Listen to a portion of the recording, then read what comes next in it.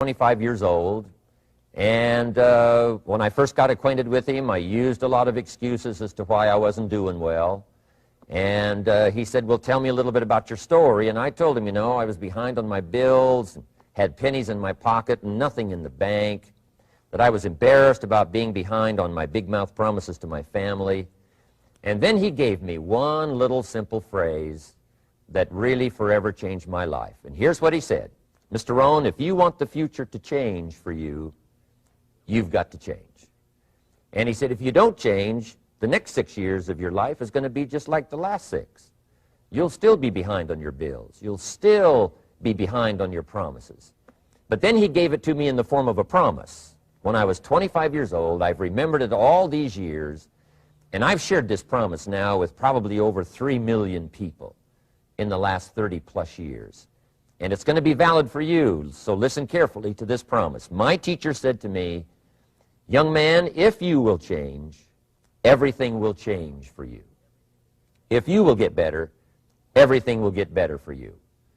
What a clear message that was for me.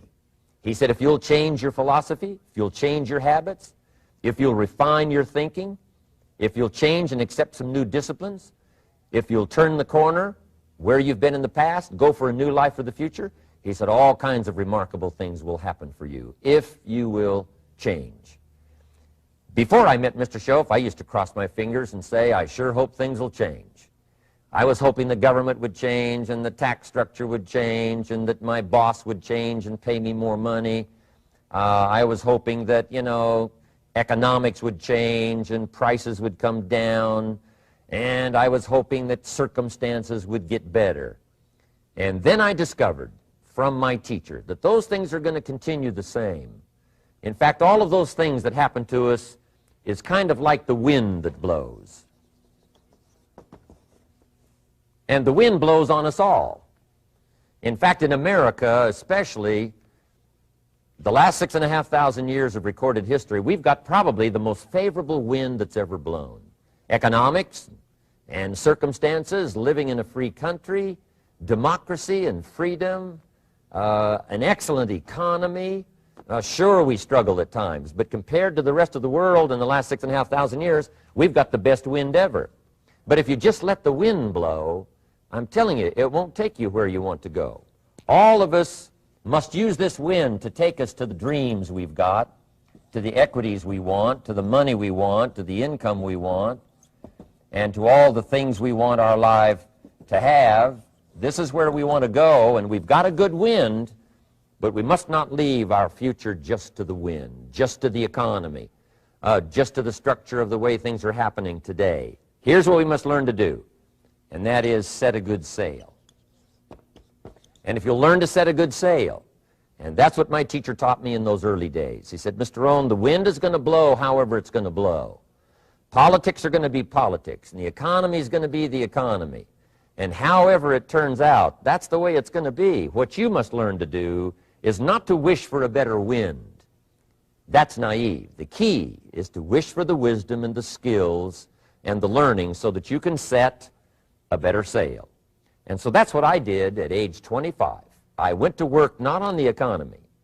I went to work not on the community. I didn't go to work to try to change the government. I didn't go to work to try to change my boss or the company. I didn't go to work to try to change circumstances. I went to work to try to change myself. And I picked up that promise my teacher shared with me, that if I would change, my income would change. If I would change, my bank account would change.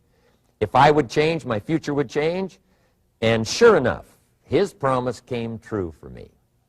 The first 6 years of my economic life, I wound up broke. Those pennies in my pocket, nothing in the bank, behind on my promises. The second 6 years of my economic life, I wound up rich. But interestingly enough, the second 6 years of my economic life, the government was about the same and the economy was about the same. You know, the companies were about the same. What they paid was the same. Circumstances around me were the same. You know, my negative relatives were the same. But I was not the same. That's how my life changed. And that's how things started working for me, changing my life all those years ago. So that's what I wanted to share with you to begin with, this beginning of what Mr. Schoaf shared with me, that if I wanted my life to change, this was what I was going to have to do. And so he broke it down into 3 subjects that really made an impact on my life, and I want to share those with you. The first subject he called personal development.